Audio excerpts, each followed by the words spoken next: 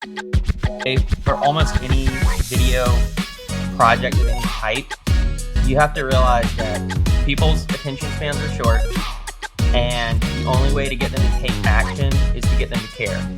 And so in order for those things to happen, you have to keep your message simple, and you have to keep it focused on what your product, your content, your information does for them, and how it changes their day-to-day or their lives for the better in some way.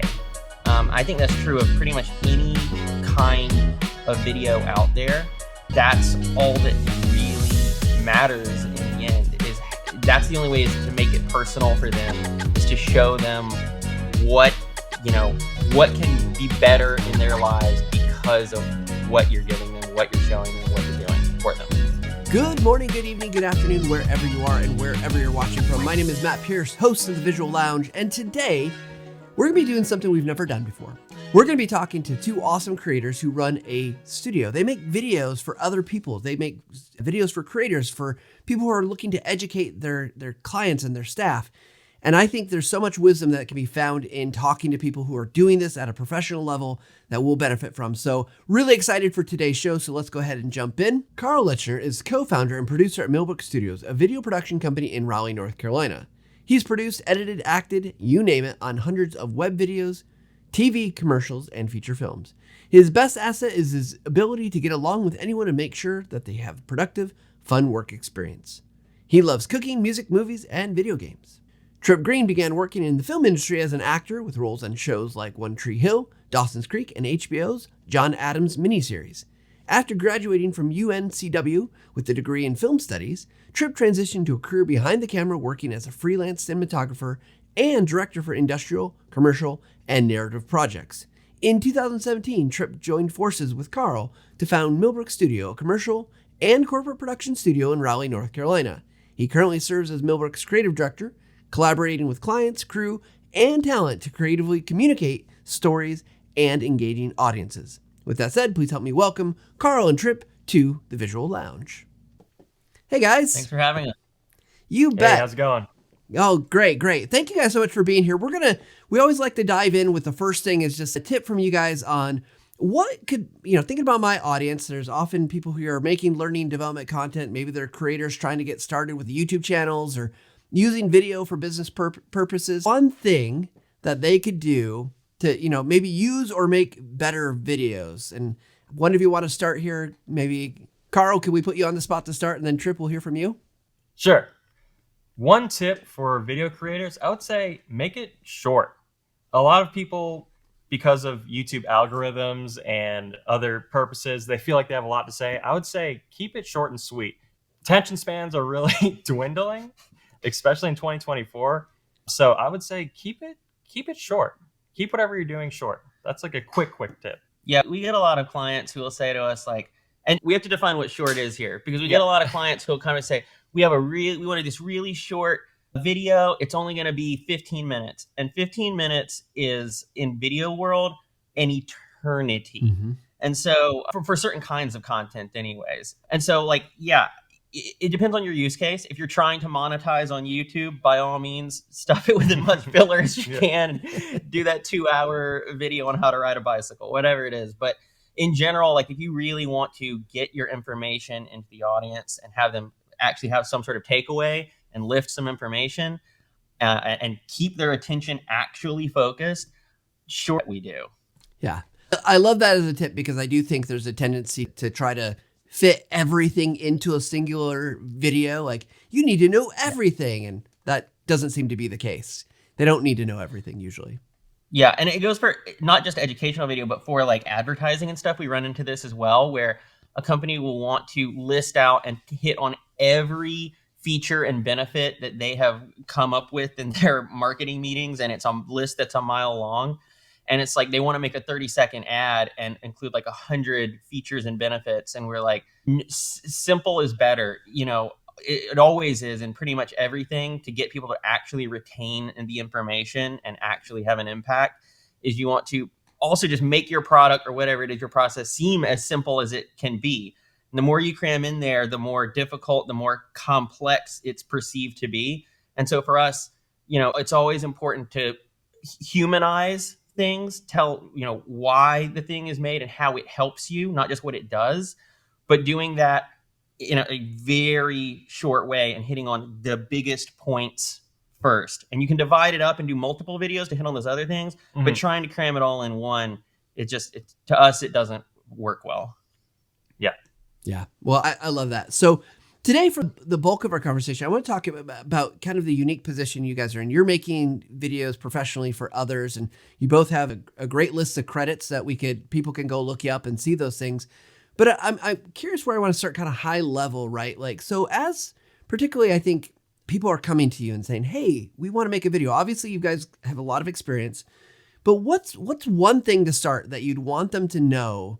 Like, if I'm going to come to you and say, hey, I'd like to work with Millbrook Studios to talk about, I want a video made, what would you want me to know about video creation that maybe would help me approach you better with a better plan or better idea, or to be better, able to work with you?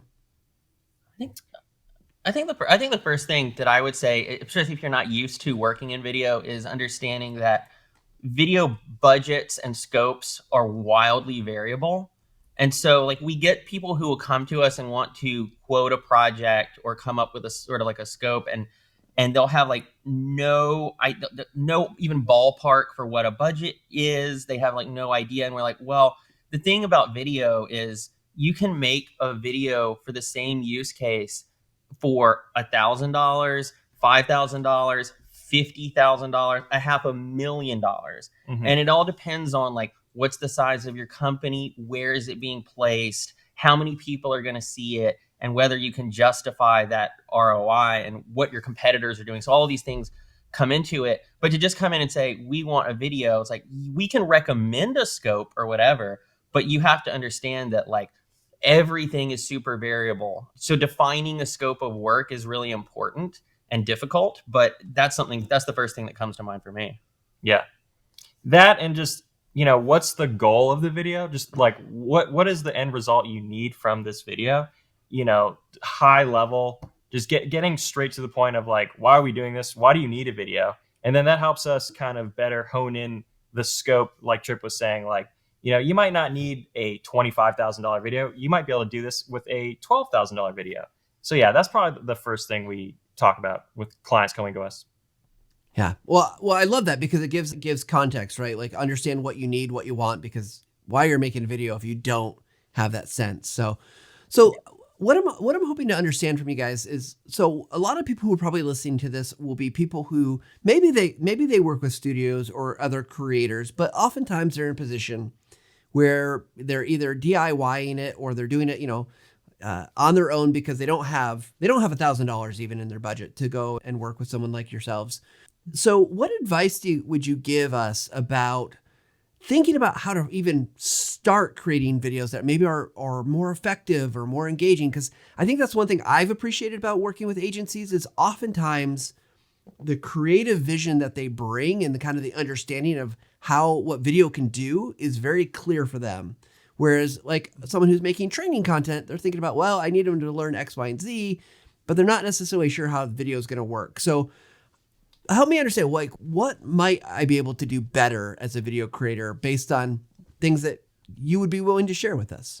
Yeah, I mean, I think that some things are really simple. I mean, just making things look a little bit nicer. You can make things look a lot nicer with a little bit of effort. Making things look extremely polished and super high end, it takes a huge crew and all this lights and stuff. But the jump in quality between like no lighting, and just like having one little light for your webcam setup is a massive difference in perception. So I would just say, like, looking up YouTube videos or whatever on how to do like a basic interview lighting setup or whatever it is. Like where we're at right now, like we have, it's basically one main light right here. And so, it doesn't have to be super expensive either. I mean, you can go on Amazon or wherever and get relatively affordable fixtures if you're trying to DIY your own content. So that's something that immediately comes to mind. Yeah, Jarrett, literally flip this light off right here. I just want to show a before and after. Like, we just turn this table sideways, put up one light. We could turn the overheads on, but This is just one light makes a massive, massive difference. So yeah, just putting a little bit of thought into, cinematography goes a long, long way. Yeah. And as far as like you were saying with the agencies, I mean, imitation is a sincerest form of flattery, right? Like if you go out and watch some videos and literally like clone the format for what they're doing, like find an educational channel you do and like jot down by beat, like, okay, so they do an intro that lasts 30 seconds and then they talk for 30 seconds about what we're about to do. And then they do a lesson for this long and like, outline it out a little bit and mimic what you think is effective and channels that you like and the way that they do things and sort of like study those things. It doesn't have to be, you don't have to go and watch a video on how to make a video. Just watch the video and take some notes and try to, recreate elements of it.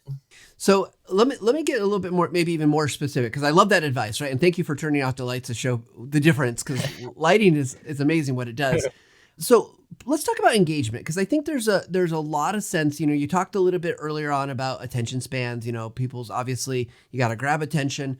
How have you found to be able to make videos that are more engaging, especially let's say when the topic isn't maybe the amazing, sexy, cool topic or the fun topic? It's because there's a lot of stuff out there that it's like people need to know it, they need to see it, they need to understand it, but let's be honest, it's not super interesting to most of us.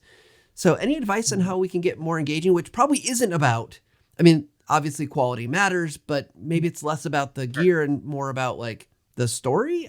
What would it be? Some of this for us depends on like the use case for the video, because sometimes we're doing like training stuff for, like it's being used in a training. And so you have a captive audience. And so you can make a longer video or whatever. So it kind of depends, like, are you just letting people go and find it on a website and like watch it at their leisure? Because that's a little bit different. It has to be, to me, more engaging to keep them there and keep them focused on it. But I mean, I would say like, simple is better. Typically, like distill what you're trying to teach into key points.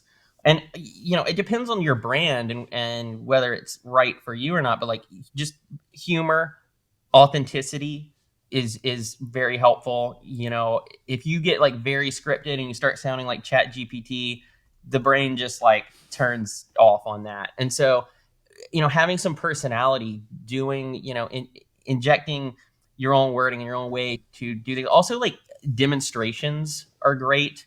Like, if you don't have the budget or the know-how to do graphic effects, if there's any sort of like physical props you can use to illustrate a point, stuff like that is always great.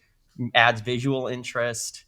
I don't know if there's anything else you would add. Yeah, I mean, pulling up a whiteboard, like any sort of prop that could illustrate what you're trying to say quickly, and just, delivering in a conversational tone. It just, people don't like listening to robots. They want to listen to other humans, and that'll just make you more approachable, make, what you're saying more, digestible. Yeah. And if you're not good off the cuff, I mean, using bullet points or something, teleprompting bullet points doesn't have to be like a script. We've done that for content a bunch of times. Also, like another thing that, we found is that when we do educational content, there's like several different formats that we've done. So sometimes it's one person talking direct to a camera. And you can do that with bullet points instead of a scripted thing to help it make it sound conversational. If you're an amazing writer, you may be able to just write something that sounds conversational. That's its own skill. But another thing is like, we do some where it's more like a podcast setup and there's two people like talking to each other. And that, to do it really well requires more cameras and more stuff. But in the end, like the content is much easier to cut because it's more off the cuff. Something like what we're doing here, but with, all in one space with multiple angles is a great way to do stuff and get a lot of content done quickly and keep it engaging because it's automatically conversational since it's a conversation. So it kind of depends on like the format of what you're doing and how you want to do it too. Yeah, no, that makes sense. And I appreciate that the kind of the naturalness of conversation or the good writing, that's key, right? I'm curious as let's kind of, if we can kind of step back for a second and think about this flow of process, because obviously there's a few things we've talked about that need to happen, right? Like there's this, like you have to have your idea. You mentioned this idea of personality, and frankly, you have to understand what your personality for your brand or product or whatever is for when, let's say if we can role play here for a second, I'm a client, I'm a potential client. I come to you and say, like, I've got this idea for this training and we need some video. What does that process creatively look like for you on your side? Are most people bringing to you like, hey, we've got this idea, here's our script, here's what we want, or are you more involved in the generative part of it where you're saying like, hey, this is a great idea. What if we did this or tried this podcast idea? What does that look like as an agency that you're doing this work usually? Well, typically we come in at all different parts of what you're just describing. Sometimes a client will already have a script completely ready to go and say like, execute this. And then, we sometimes might say, maybe we should do this different or that or that. But most of the time I just have this pretty vague idea of what I need to accomplish. And, here's some key points we want to include in the video or script. And then we kind of take that information, create our own ideas, kind of have a discovery meeting, if you would, with the client. And, create a script or at least vague storyboard to then present to them and kind of get their feedback. And so it's a back and forth at the start. Yeah, I would say as far as like the content is concerned too, it a little bit goes back to that link thing and the format thing, because, if sort of thumbs down thing. So if it's a shorter form kind of thing and it's more of a scripted thing, like a spokesperson or something like that, then we can be more involved. It's easier for us to come up with a format and just distill information down and help it sound fun and engaging and all of that. If you're trying to do something that really gets deep into a subject, into the weeds, and is a longer form sort of thing, I'm not a psychologist. So you have to have a subject matter expert either delivering or writing that content. And so we can help with formatting it, polishing that content and coming up with how it's presented.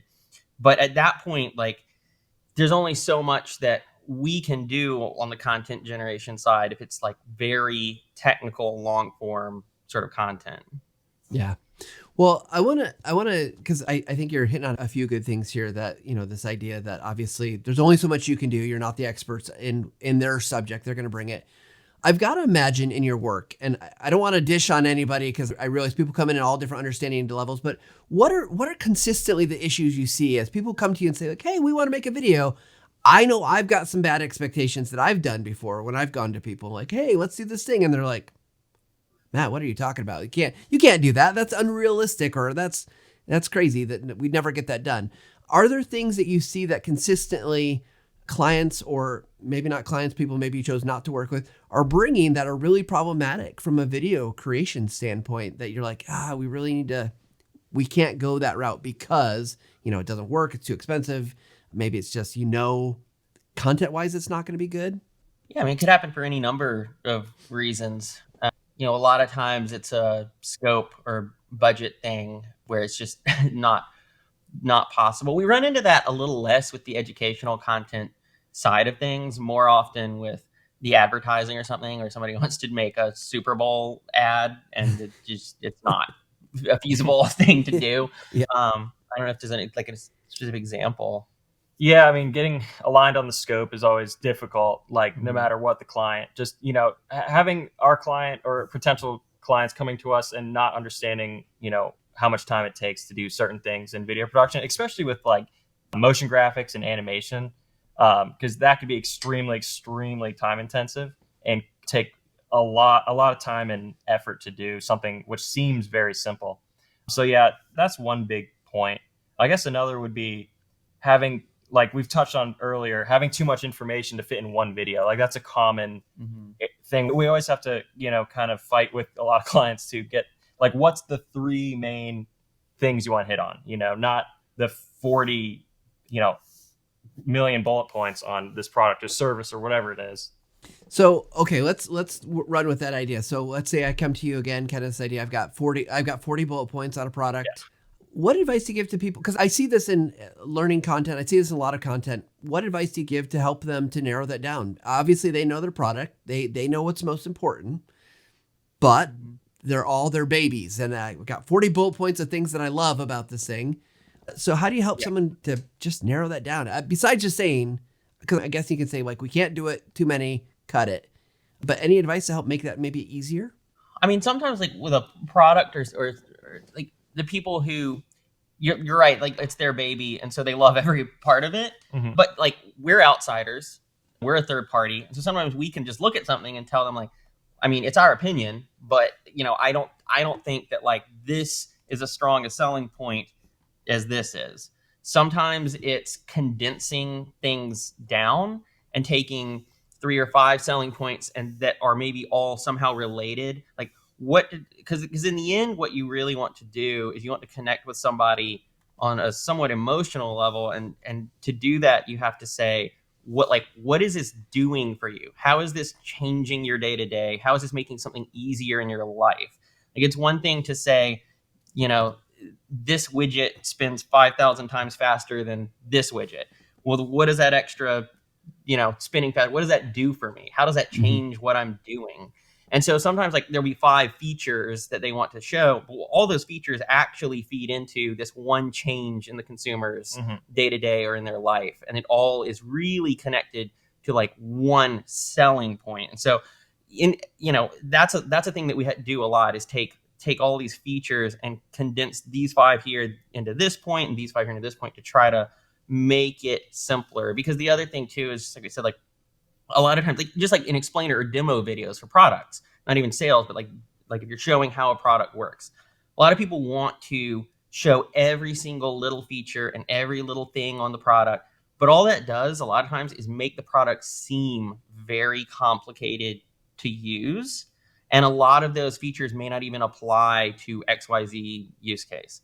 And so a lot of it is just about making whatever it is seem as. So a lot of it is just that. Yeah. Perfect.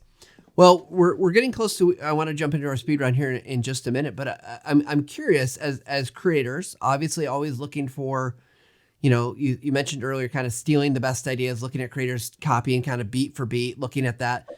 Who are you guys looking to right now? Where are you going for your, I guess, inspiration, or looking to see if kind of the best like ideas out there that you think are doing a great job with video? Anyone that we should be tuning into, or maybe you don't want to tell me because you don't want us to go and take that. No, Carl and I have always said our biggest influence as filmmakers is the movie Kung Pao.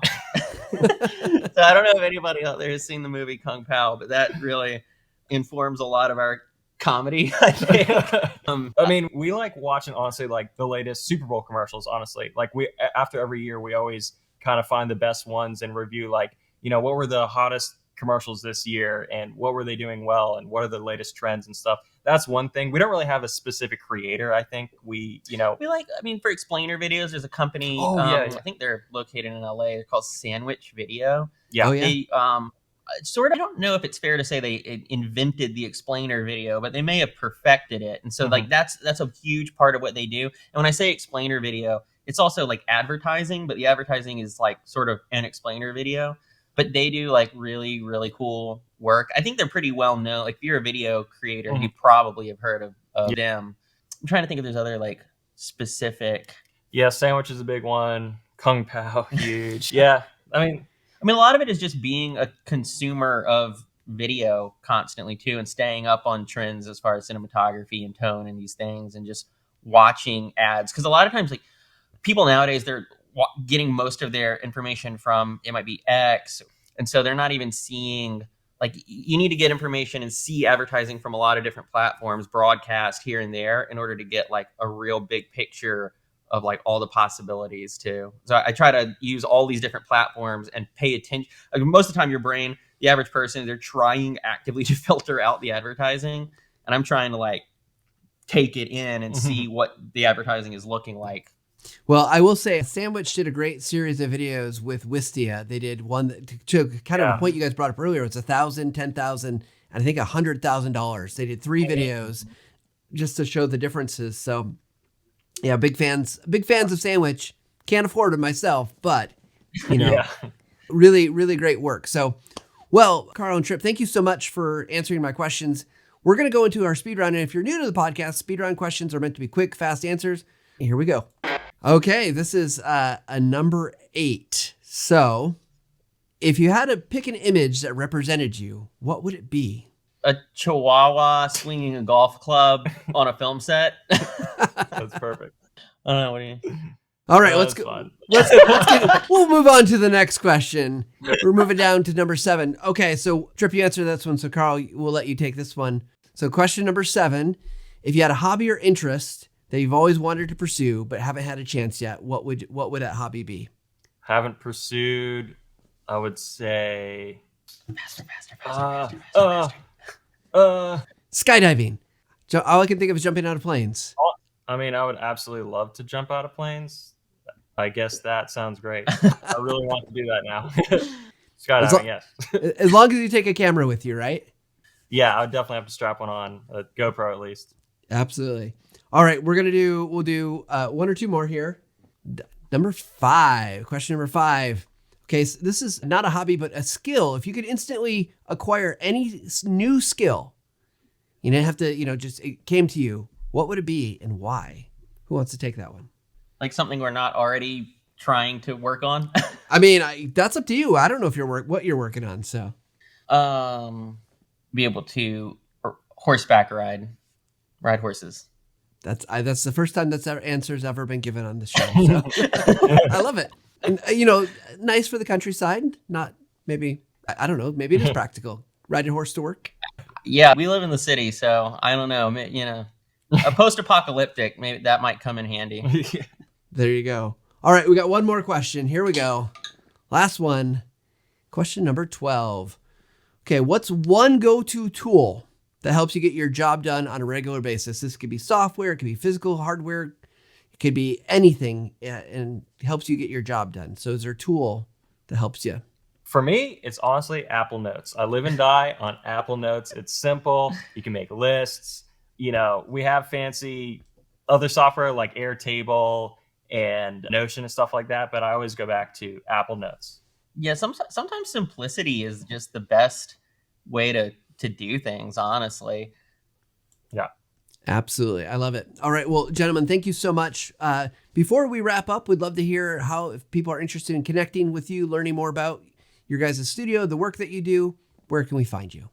Yeah, so we have a studio. It's located in Raleigh, North Carolina. We're just south of downtown Raleigh. And Carl can tell you how to get up with us.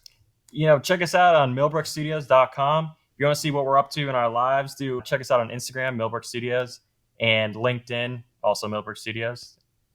Yeah, and give us a call or shoot me an email at carl@millbrookstudios.com if you're interested in talking about a video project. Absolutely. And if you do see them on the Visual Lounge and you reach out to them, hey, let them know that we sent you. With that said, we like to wrap our show up with it the same way every time. We ask our guests for their final take. So, gentlemen, what is your final take for our show today? At the end of the day, for almost any video project of any type, you have to realize that people's attention spans are short, and the only way to get them to take action is to get them to care. And so in order for those things to happen, you have to keep your message simple, and you have to keep it focused on what your product, your content, your information does for them and how it changes their day-to-day or their lives for the better in some way. I think that's true of pretty much any kind of video out there. That's all that really matters in the end. That's the only way is to make it personal for them, is to show them what can be better in their lives because of what you're giving them, what you're showing them, what you're doing for them. All right. Well, gentlemen, thank you again for joining me in the Visual Lounge. Thanks for having us. Yeah, thanks for having us. You bet. All right, everybody, go check out Millbrook Studios. They've got some great work that they do, and they've got great advice. Obviously, I love this notion of keep things simple, keep it focused. Go look at great creative out there, learn from it, because that's advice that you can take and do without a lot of effort. Right? Go see what creatives are doing and bring it into your own work to make your own work even better. And if you can't figure out how to do that stuff, you're looking at something how to put together, that's where the fun is in video editing. It's taking time to figure out, like, hey, how did that come together? What pieces do I need to do that? So with that said, we hope that you like the show. We hope that you go out and like, subscribe, do all that stuff. It helps people know that you're watching and that other people are interested in the show, helps us get found, which we're always trying to find more people to hopefully help them out. Because what we actually want you to do is go and learn, go develop your skills, and we hope you take a little bit of time to level up every single day. Thanks, everybody.